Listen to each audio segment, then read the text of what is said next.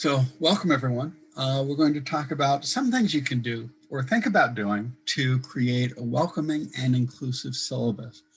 There's a lot more you can do. We're just going to touch on some suggestions or things to consider. The first thing perhaps to consider is that the syllabus in many ways is a first impression, and many syllabi read like they're legal documents listing all the possible penalties associated with any possible infraction. And over time, many of our syllabi have grown longer and longer as we've encountered various things we want to do. And maybe that's not the best impression to convey to students when they enter the class. And so much of what I'm going to talk about comes from a few people, one of whom is Ken Bain, who some of you actually, I believe, saw him when he was here a number of years ago, where he gave a workshop on the promising syllabus. And basically the promising syllabus, one second. Okay, and the promising syllabus consists of three components. One is the promise that you're going to make in the syllabus, and that is, what will this course allow you, the student, to do? And the goal here is to activate student curiosity, that we want students to actually be interested in what we're doing. Okay, let me, this account apparently is not set to automatically mute people as they come in. So if you'd like to say something, just unmute. So some of you were here also for a talk given by Eric Mazur a few years ago, where he was demonstrating the use of clickers, and he asked us a question where, and some of you have heard me repeat this before, but I think it's worth repeating. He had an image of a plate of metal, and he's with a hole in the middle, and he said, what happens to the size of the hole in this if you heat it up? And then he used clickers. People voted on whether it got bigger or larger or stayed the same, and then they actively discussed it and they voted on it again. And people were really actively engaged in trying to find out what would happen. And he reminded us all of that, or he emphasized that by jumping onto another topic after he finished that. And then people were upset with him because they wanted to know the answer. And what Ken Bain is suggesting basically is that's a good technique to help motivate enthusiasm and interest in the course. Start the class by focusing on why this class is important. What are the things that you'll be able to accomplish by taking this class that you wouldn't have been able to accomplish otherwise? And to do that, it helps provide this intrinsic motivation. And what you should think about there are, what are the big questions that your class can answer? Not the things that are important to you now as an expert in the discipline, but what were the things that first got you intrigued by the discipline? Because those are the types of things that are more likely perhaps to interest students than the type of specific things we might be focused on in our own research. And then the next thing the syllabus should do after inviting students to the course is provide ways of fulfilling that promise. And basically, what we normally would call requirements and assignments in the class, he suggests that basically we cast them as being those steps that are needed to achieve this promise. So we should perhaps avoid the use of the terms requirements and assignments and say, if we're going to reach this goal by the end of the course, these are the types of skills you will need to develop. And these are ways in which we'll be working with you to help you. I'll be working with you to help develop those skills. So focus on what the students will be able to do and what things they need to be able to achieve in order to reach those answers or those solutions, to be able to address those big problems or questions. And that way, you're tying what you're going to be, the learning objectives of the course, to the specific activities that you're going to be using. And then the other thing the syllabus should have is a section that talks about how you, the instructor, and the students will know whether that promise has been achieved. And basically, that would be what we normally think of as being the how you will be evaluated section of the syllabus or of a course. But the focus here, Ken Bain suggests, should be on these assessments, these tests, these writing assignments, whatever we're using to assess students' work are needed to help make sure that they're making good progress a long way to achieving the goal. So try to keep everything you're doing not as being seen as a series of hoops or requirements that students have to somehow work their way through like a maze, but basically as necessary steps to achieve that final outcome, and emphasize the fact that you're going to be there working to help them along the way in the syllabus. And you know, when you look at many syllabi out there, and many of mine in the past as well, and probably some of my current ones too, they don't always quite reflect this, but it's a really good way of approaching it. And when you start start designing this is a more broad issue of course design. One thing you should think about, particularly teaching in a pandemic, is the notion of uncoverage, which is a term that was first used in history, as far as I'm aware anyway.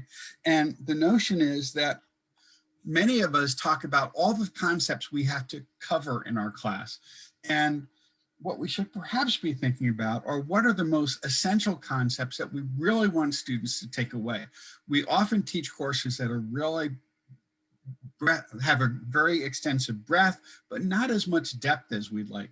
And you know, instead of perhaps trying to cover thousands of topics or many hundreds of topics, focus on those key core concepts, and students are more likely to be able to develop skills that they'll be able to use in other courses, particularly in intro courses.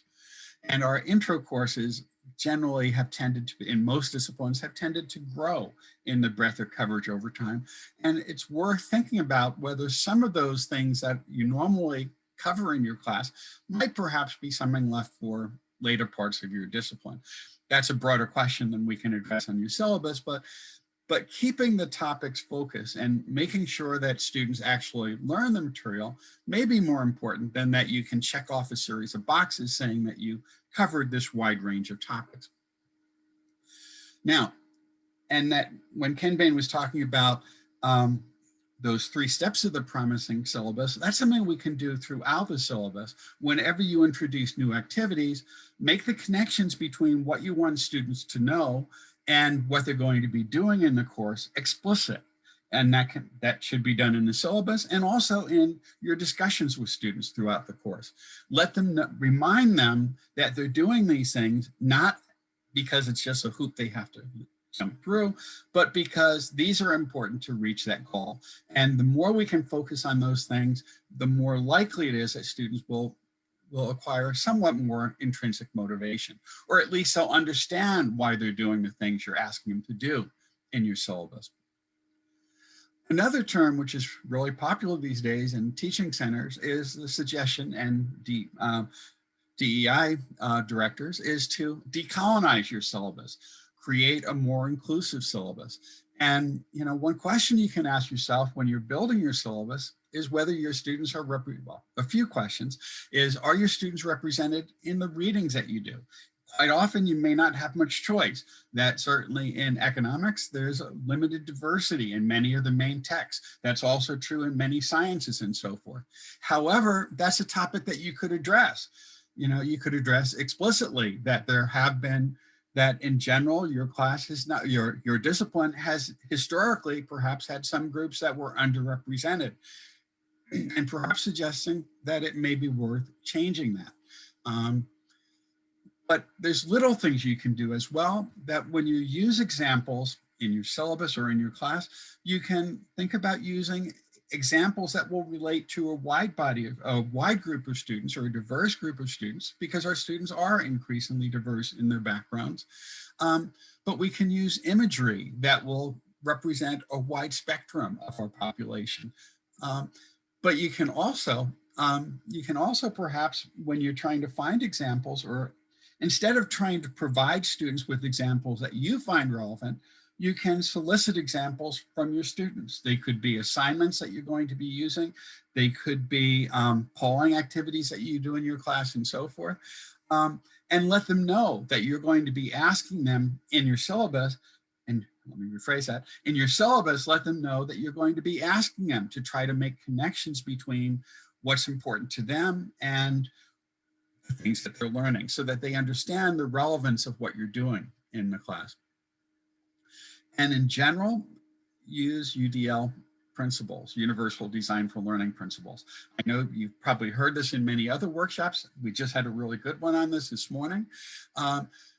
But the basic principles of UDL can be summarized in this little slide here, that we want to provide students with multiple means of engagement, representation, action, and expression. So multiple means of engagement basically suggests that you're providing students multiple ways of learning the material.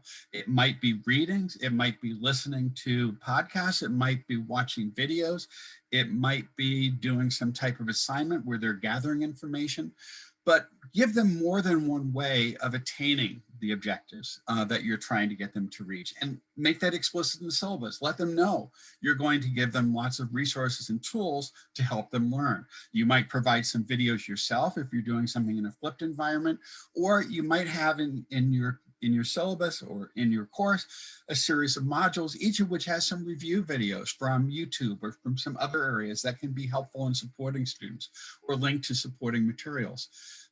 Multiple means of representation basically means that you're going to, students are going to be, I'm sorry, I conflated engagement and representation a little bit, but you want to provide students with multiple ways of engaging with the material, which does include videos and written text and so forth. Multiple means of representation basically allows them to and again, I'm conflating it. But basically, you want to give students lots of options and let them find the way that works best for them in their own environment. Students that are in noisy environments might not be able to do very much with listening very carefully if they don't have headphones and a quiet place to work. They might be better off with text. Students who are spending a lot of their time commuting, or if they're working part-time or full-time, may be better off being able to listen to things while they're doing some of their work, etc. And the last point, I think, though, the action and expression is really useful, where basically you're giving students multiple ways of demonstrating their knowledge. We saw a nice presentation yesterday from some of the people who redesigned their courses, where students were given options of creating a video or writing a paper or creating an annotated syllabus, an annotated bibliography, or creating a blog or something similar. You know, we want students to reach an objective, but we want them to attain the learning objectives, but there's often more than one way in which they can demonstrate that they've acquired mastery of that. We could give them tests, but we could also give them the option of creating tutorial videos for future students or something similar. Now, another thing, though, that more and more people are encouraging is that we give students the ability to have some say over the syllabus. And there's a number of ways we can do this. Two of the most popular, and it's now feasible at Oswego as well, is to post your syllabus in Blackboard as a hypothesis in the document. We'll take a look at that in just a few minutes, and then let students annotate it. So by doing that, it gives them the chance to raise questions about it. If there's things they don't understand, they have the ability to go in and post questions, and either other students or you can give them feedback on that. Or perhaps you can go back and rewrite parts of it if it seems to be confusing. Or if you could perhaps ask them if this is the way they want to be evaluated, and ask them for suggestions on other ways of letting them be evaluated. So you could always post your syllabus as a draft document and have a class discussion on it, either online if it's in a asynchronous class, or it could be face-to-face or over Zoom if you're teaching synchronously. Because the syllabus is something that can evolve, and I'd suggest you do that early in the course, but I've been doing that for the last 3 years now in my capstone course, where I give students a template for the syllabus with some elements that are going to be there, and I give them some options in terms of what types of projects they want to do. For the last 2 years, I gave them the option of either doing essentially the equivalent of a senior thesis or working on some sort of a joint project, such as for the last 2 years, they chose to work on a collaboratively created book project.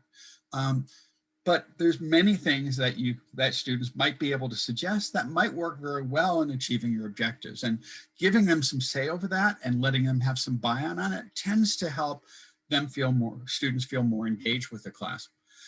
You could also do the same thing by just sharing the syllabus as a draft Google document, letting them provide comments on the side.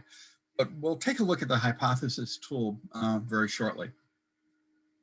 Another strategy that a number of people have used, Jackie in the Criminal Justice Department has recently been doing this, it's to create a liquid syllabus. And a liquid syllabus is something that Michelle Prokansky-Brock suggested a number of years ago. And basically, it's putting your syllabus outside the LMS as a website. She recommends doing it as a Google site, and we do have Google sites here, and that's probably a fairly easy way of doing it. And then the syllabus can be a living document, or perhaps a more useful document. And what she suggests, and this is something we generally recommend in any case for, particularly for asynchronous online classes, is to create a friendly welcome video. But you can also do that for your face-to-face classes, or you can do it for your hybrid classes, or whatever format you teach. You could create a short video that introduces yourself to the students and introduces the course to them, and can help frame all of the things that we put in our syllabus, perhaps in a somewhat more friendly and more humanized manner than we typically see. And the course description in a liquid syllabus, and this could be true in any syllabus, there's nothing saying we have to use stilted third-person voice in our syllabi. We don't have to make them sound like a legal document. We can provide welcoming language both in a video that's embedded in the syllabus or in the document itself. And there's a link here, and I'll share the slides with you. Actually, I think I can do that now because there are a number of links here. There we go. One change I'm going to make there. There's a table. I had set it up for something different, but you can check on it there if you'd like to go to this. It's a nice example of this, but this is actually a public Canvas course where she'll walk you through the steps of creating a liquid syllabus if it's something you'd like to try. And just as a reminder, your syllabus doesn't have to be just black text on a white page with lots of words there. Kevin Gannon, I'll actually click on this link, has created some really nice examples of syllabi for all of his courses where there's a link to them right here. And I'll just pick one.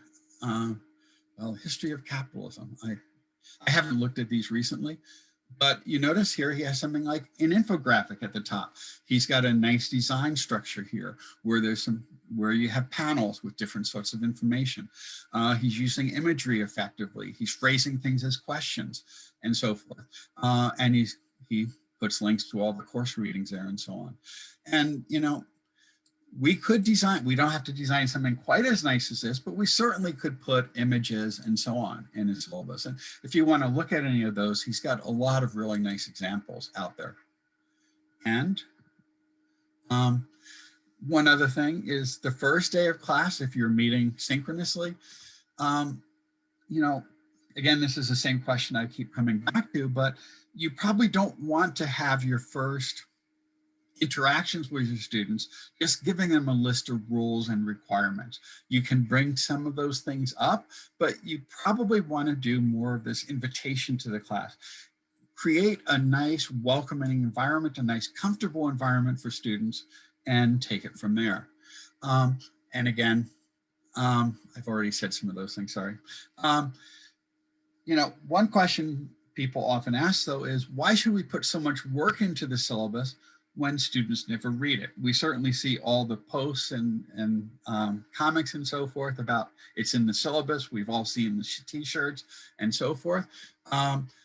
And many of you have probably seen, well, have seen, who was it who did that? The rapper who did that little video that many people have shared with students. Snoop. Yeah, that's right, Snoop. Snoop Dogg. So if one of the reasons why students don't read the syllabus though is often there's not a lot of information that's immediately or directly relevant to student in many of our syllabi.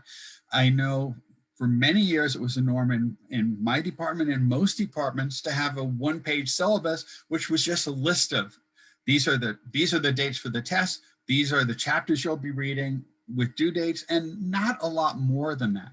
But I think many people have been working to expand the syllabi to make them somewhat more relevant.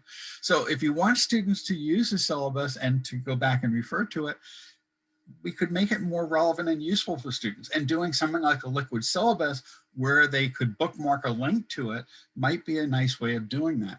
And in there, one way of encouraging students to look at things in the syllabus is to refer back to it regularly in your own interactions with the students. You can tell them, for more information on this assignment, go back to the syllabus. You can include a link to that if you're meeting with them synchronously or asynchronously. In the syllabus itself, if you have external readings, you could include the links to that and any learning activities that they're going to be doing. You could include rubrics in the syllabus itself. We don't have to have a really short syllabus if it's going to be digital. You don't have to worry about saving paper if you're going to provide students with some useful information. So the syllabus could actually be a useful guide or a map to the course, which gives them ways of connecting to the things that they're doing or ways of finding assistance or help with the things that they're doing. So yeah, that's what I just said. And we often think of the syllabus as being a legal document. Faculty will often say, but it's effectively like a legal document. It's not. That courts have never held syllabi to be a legal document. You probably don't want to change things in a way that's harmful for students, but there's nothing wrong with making adjustments and things are going in a way that's going to help students. So if you find that something that you're doing and something you described in your syllabi, and I think many of us found that last March when we suddenly transitioned, if you find that something's not working that well, you can make changes in ways that will be beneficial to students without harming anyone. And that would not be, I don't think, well, in economics, we'd call that a Pareto improvement. It would benefit some people, it wouldn't harm anyone. And in general, we can make changes and adjustments and modifications and add additional supporting materials to the syllabus as the course grows, especially if it's a living digital document. Many people use a syllabus quiz. You're welcome to do that. I've never done that, but I know people have found it helpful. I probably wouldn't start with that though on the first day and ask them to sit there and read it and then give them a quiz. I know some people who have done that, but you might want to do that or do a scavenger hunt type activity and have them work in groups to find more information, to give them a series of questions. That might be a little bit more engaging. But some people will do a syllabus quiz on Blackboard where you have to pass it with 100% in order to have the rest of the course open. Those are things that will encourage people perhaps to read the syllabus more or to remember it more. But it might be better to make it a useful document that students will want to refer back to. There are some required things that we have to put in our syllabus. My suggestion would be, include those things at the end of the syllabus, but not necessarily lead with it. Perhaps the more formal statements we have to put in can be couched and framed in a more supportive environment so that we can talk about how we're trying to create an inclusive environment in our classes, or perhaps that you created the course in a way so that accessibility requirements should be met already, but noting that if they have any difficulties, to contact the disabilities office and so forth. Include all the formal statements, but perhaps framing them in a little more supportive way than we often see in a syllabus. And there's a link in this document to the syllabus requirements, which were revised, I believe, last in 2011. I'm not sure if there have been any changes since then. I hope not, because that is a page that we share with new faculty on that. And one of the things I'd like to recommend looking at is Kevin Gannons' checklist. And we're going to jump to that actually in a moment, but he provides a really nice list of things that you should think about when constructing your syllabus. And we'll come back to that. Here are some resources. I shared this with you and the links are all active in there. And if you want another copy of this yourself, you can just click on that and it will give you a copy to add to your drive. But what I'd like you to do is to, if you can, log into Blackboard. And I will do that right here, if I can get under the little thing at the top. And I'd like you to try following along just to illustrate how hypothesis could be useful as a way of letting students ask questions and provide some feedback. Once you log in, click on Community and wait. There we go. Choose the CELT community group. You should all be a member if you're from Oswego. I don't remember if there was anyone outside of Oswego here. I think everyone here is from Oswego. Okay. And when you're there, click on Content and jump down to the Syllabus workshop. And what happens here is I put up a few readings, and I'd like you to click on those and just try using hypothesis. This is that checklist, I believe, that I shared a link to. Here we go.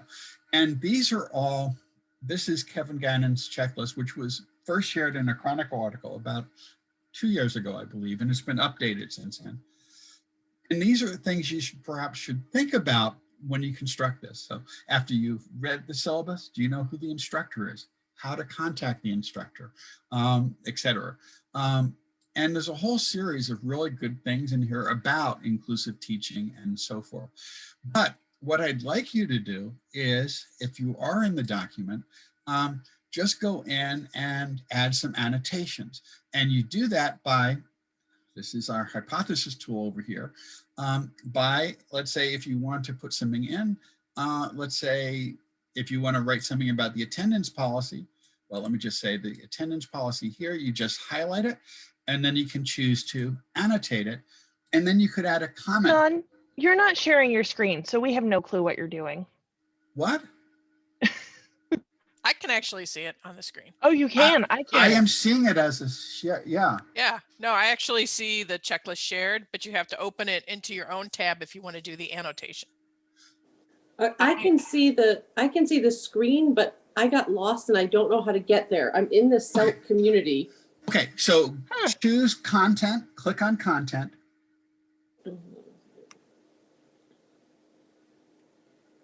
And then after you click on content, click on the syllabus workshop.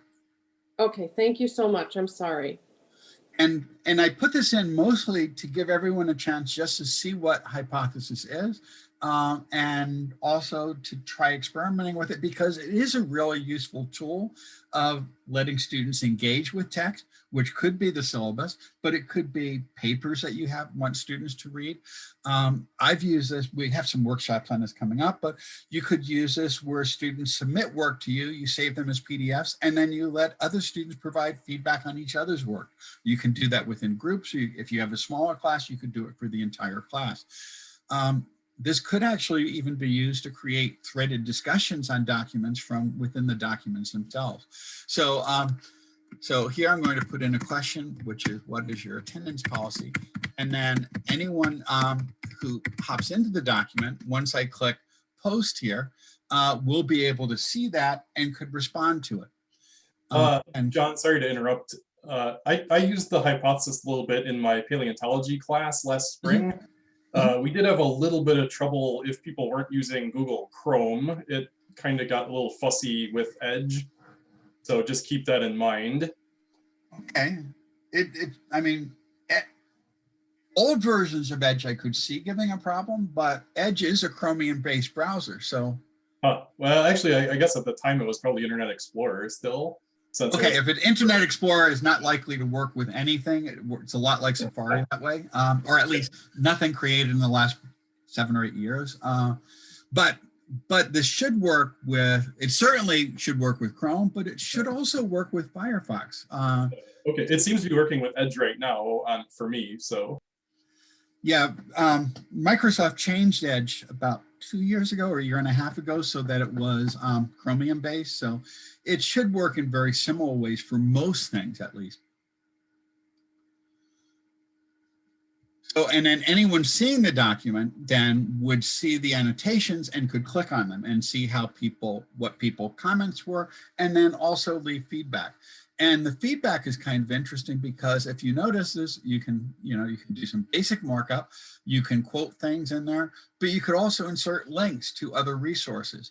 And if you can insert images, and you can also insert mathematical equations, and you can embed some LaTeX in there. So if you're doing a course in the sciences, it's a nice way of giving students a tool right on PDFs or for documents on the web to let them interact and use mathematical notation pretty quickly and easily. So, if we just click on this, well, I guess you do have to write it as LaTeX. I thought it had a LaTeX editor built in. So I guess not. Okay, I was thinking of something different. But if they know LaTeX, you could insert it. Okay, so these are the things I wanted to go through this quickly to give everyone a chance to use this. Is this working now for everybody?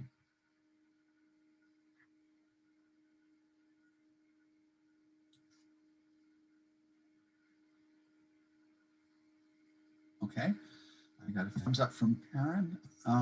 Is anyone having trouble using Hypothesis?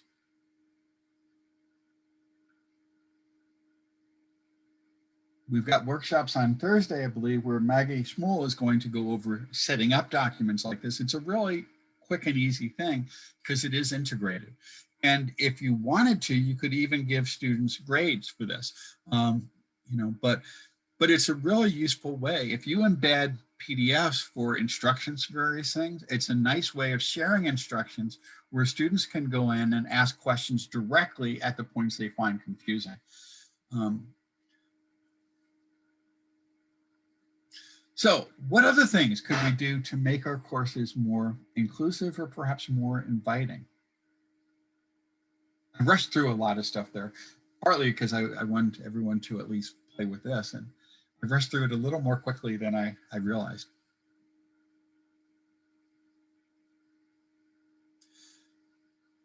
Feel free to turn on your microphones or type something in chat. This isn't mandatory syllabus language, but I did add, and this came through the educational Twitterverse as well, I added language about students having housing or food insecurity.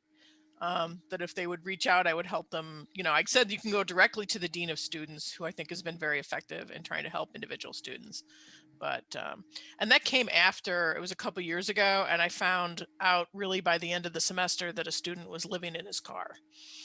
And, I hadn't known that. He had started out pretty strong and then just, fizzled off. And I didn't know that till later. And, and that just wasn't necessary. There were resources on campus that could have found emergency housing for this young man, but students don't know that, or they're not. Right, they don't, or they're embarrassed to kind of reach out too. And so if you have explicit language in your syllabus, that and then sometimes I often tell, when I go through the syllabus on syllabus day, I often talk about what's behind some of this. So I say, I have this in here because I found out one of my students was living in his car, and there are resources to bear from this campus to make sure this doesn't happen. There's emergency funding, there's emergency housing, we have a food pantry.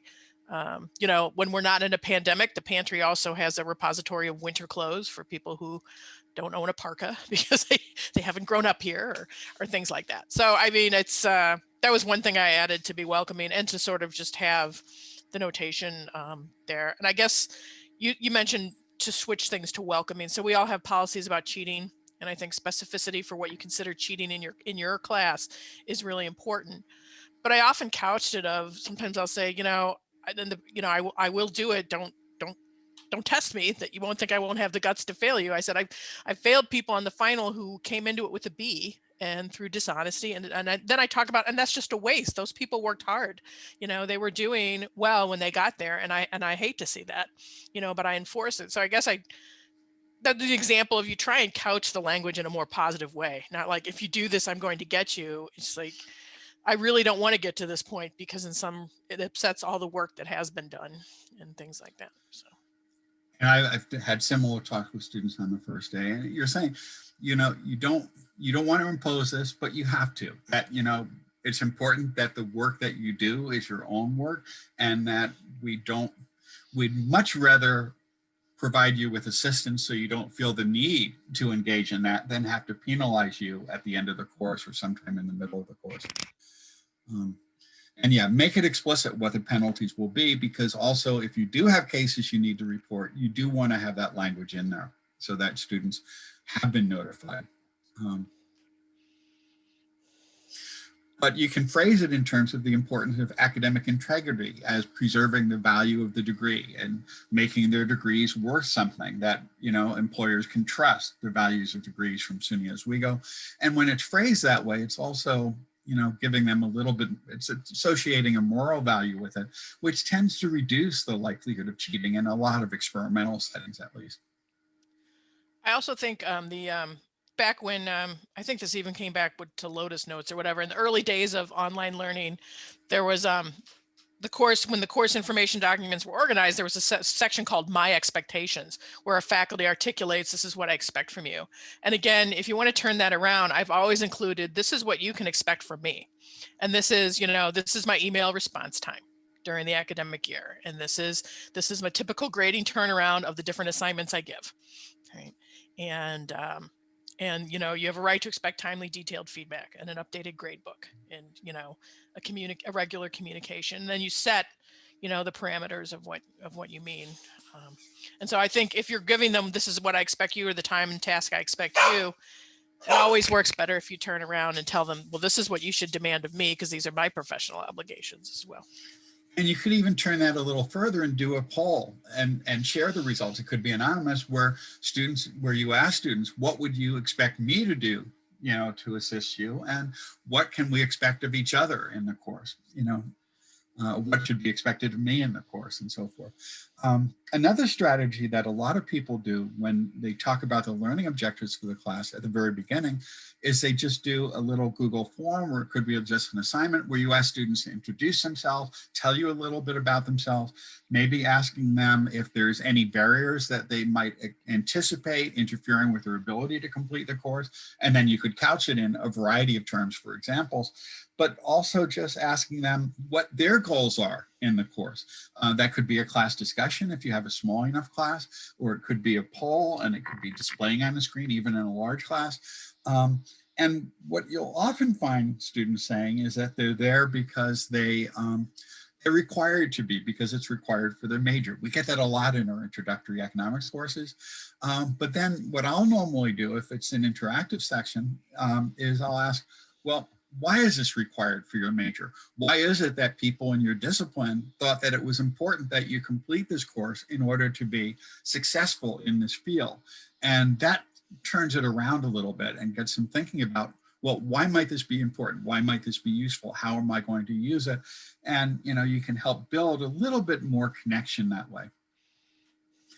And, you know, if you ask them what their learning goals are, you could always periodically, many people, I haven't done this yet myself, but I've often thought about it, is go back after they give you their learning objectives at the beginning, ask them to report back periodically on how they're doing in achieving those.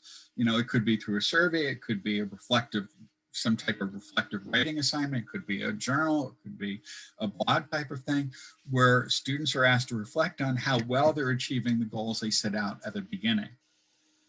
So, but Kevin Gannon's checklist is a really nice summary of a lot of things that we should really look at in terms of creating our syllabi. And I would follow up on your poll. This actually came from AQ. So AQ has a method they call the parking lot, where students scribble questions on their Post-it note, and then they put it on like a side of a wall for you to look at questions about the course or syllabus or things like that. So I was concerned that people wouldn't, I wanted them to reflect on it a little bit more, and I was concerned they'd be intimidated to go post their notes and have others read them. So I actually set up an electronic version of the parking lot in my class for the first week.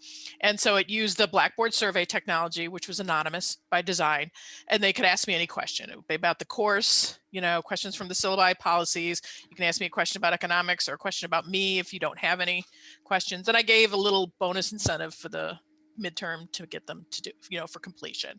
And, I got a lot of great questions. I mean, there was a lot of good clarifications, but, then students asked me, well, what in hindsight was one of the best decisions you ever made? Or what is your favorite book? Or, what do you think about the deficit? Or, some of the economic questions, since that's our field. And then I would pepper them in and begin class dealing with a few of them in the coming weeks and answering the questions for people. Is buffalo chicken wing dip delicious? That was what, and how is that even a question? Of course it is, right? But yeah, humanizing yourself through those Right. types of interactions can be really helpful in creating a better match. What did you like? What did you really enjoy doing in college, or what did you enjoy about your college? So the questions were really insightful about me, yeah. So that led to a picture of me in my big '80s hair with my spiral perm and lots of hair product. So that was a great laugh for the entire class. Well, mine isn't quite that entertaining, but one strategy that I've used at the start of class, a new class, is to do a KWL chart, with K standing for what students know about the topic and the W what they want to learn. So the students all generate questions. And then on the final day of class, we go back and we revisit that chart. We look at whether all of the questions were answered, and I try to make sure they are. And so then we cover what we've learned, and it's kind of a nice culminating activity. And that way I'm making sure we're not missing anything. Nice. And it's also reminding them of how much they have learned through the course, so they are more likely to appreciate that. Because as they're going through each day's assignment and each week, particularly in a pandemic, it often seems overwhelming. But if they can see that they've actually made some progress, it's really helpful. Other suggestions? So one reason that students don't read the syllabus is it's kind of like Apple's terms of service. There's so much required language that it just gets to like 8 pages before you put anything relevant on there. I did see at one point a suggestion to kind of make like a front-facing, like user-friendly syllabus, and then a different version that has all that stuff kind of in the background. I was a little bit nervous about doing that, and I'm not entirely sure that that's the best idea. Do you have any opinions on that?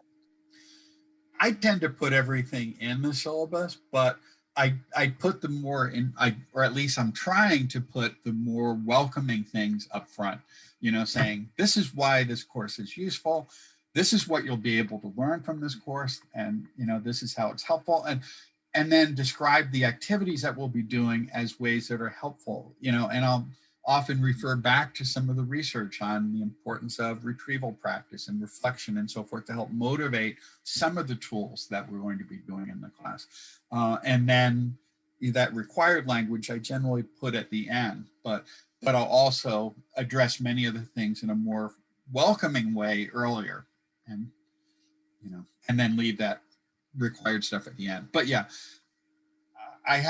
some people have even suggested that they just put in links for those additional things. So if you have, a liquid syllabus as a website, you have your welcome to the students with a description of what you'll be doing in the class. And then you just put in links at the end to, to the integrity policy or to other things. But I think it's important that you make those things explicit, and students may not always click on the links. And, as Liz said, if we're going to be holding students to account for academic integrity, it's important that we state up front what the penalties will be, and, and that it is something that you will take seriously, and you'll do your best to help them so that they don't feel like they're going to be in a position where they need to do that. So anything that's required language for the institution, or at pretty much any institution, my personal opinion is they should probably be right there in the syllabus. Yeah, I mean, there's a reason it's required, right? Yeah. Well, I mean, you can still do it by linking to documents, but I think it's probably better to have it there explicitly. But another thing you could do is if you create a welcome video, which you can embed in the syllabus, you could always share that with students as a welcome to the class before the class opens. And that would perhaps create a more welcoming environment than just getting hit with that syllabus immediately. Something that I have tried in my syllabus is I do use a lot of memes from Pinterest that actually makes it visually attractive. Some other things that I do is like when I'm creating a schedule, the biggest issue that I found that students, when my evaluations was that I never made clear about the objectives, course objectives. Of course, that's not true, but just to be more explicit, what I have done now is my schedule is in 4 columns now. The very first column is course objective or objectives, whatever we are doing. Then the instructor responsibilities in theory class and lab class, date-wise, of course. And the last thing is student responsibility, which includes all the homework and the participation exercises and everything. So in one chart, I get all 4 things included along with all these visual things. So they know exactly when everything is due. And that kind of helps them. And students actually like it because they have to refer back to the syllabus every week to submit all these assignments. Another thing that I added this semester, which was the fall one, is the COVID-19 statement. Because I teach research methods courses and I didn't want them to think that the expectations are going to be lowered because of COVID-19.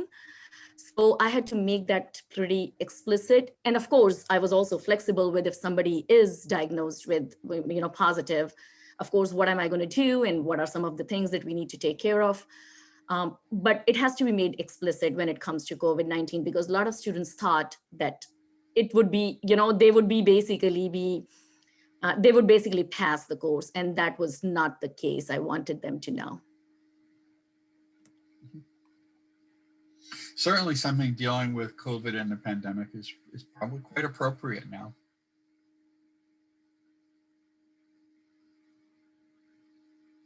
Any other suggestions on things that you've done in your syllabi or seen done that may be worth sharing? I love the meme idea. I'm now on a meme hunt, Manta. Absolutely. Pinterest has tons of memes, actually. Yeah, I'm gonna. Yeah, I have a collection of them. One of our colleagues in Com Studies does a meme war activity in his class where they challenge each other with memes. Brian Moritz, I believe. Other suggestions?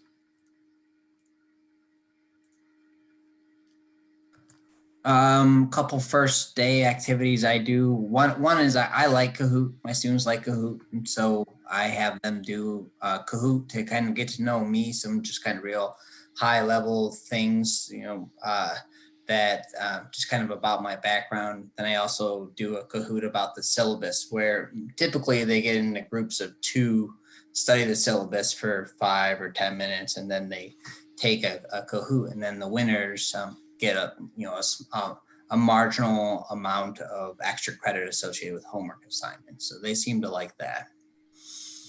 Kahoot would be a much more fun way of doing it than just a standard syllabus quiz. And they I don't do memes, but GIFs or GIFs or whatever you want to say. So try to find something related to like ecology. That's something I'm going to teach next semester. And then I'll show them to the class throughout I usually do it in one class, but Liz's idea of kind of sprinkling some of this stuff throughout a couple weeks I like that idea better, because I feel like, man, I just burnt 15 minutes talking about, fun things they might find interesting, but aren't relevant to the course. But, if I kind of divided that up across a couple weeks, that would be a better way of doing it.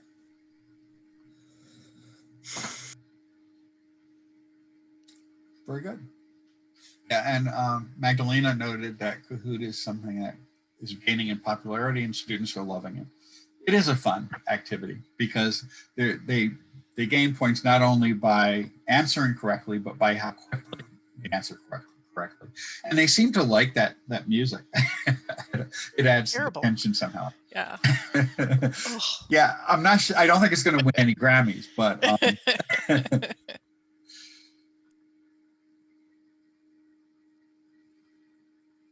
but it is fun, and it can provide retrieval practice more generally. It's a nice tool, and you can have them create. And I think Nick, you did that. Didn't you have students create Kahoot quizzes? Yeah, Kahoot has an auto import function, and so you can download their their Excel spreadsheet example.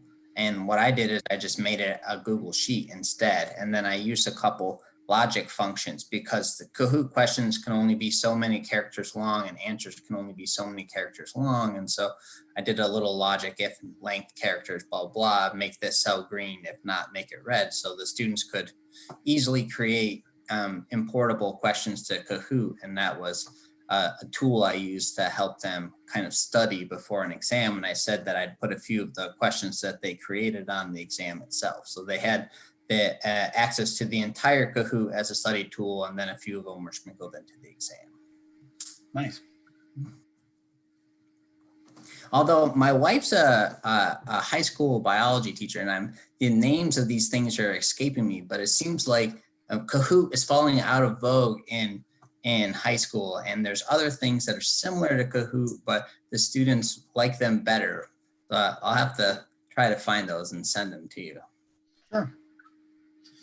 My son is in high school, and so he's using EdPuzzle and Flipgrid quite a bit. Yes, that's one of them. The flip, whatever that was. Yeah, Flipgrid. Yeah. Yeah. Flipgrid, we do have a workshop coming up on. It's basically for threaded voice discussions, threaded voice and video discussions. It's now owned by Microsoft and it's free, and it can be very easily integrated into Blackboard. It doesn't have an LTI, so if you want to grade it, you have to do it yourself by just skimming through it, but it's a nice tool. EdPuzzle, I believe, that's used to add questions in videos, which is a little bit different. Socrative is the other polling app. And Socrative, if you go ahead and buy the membership, it's basically free for your students with the Wi-Fi device. And it's not in an LTI either, but results can be a spreadsheet, and you import your class roster in there.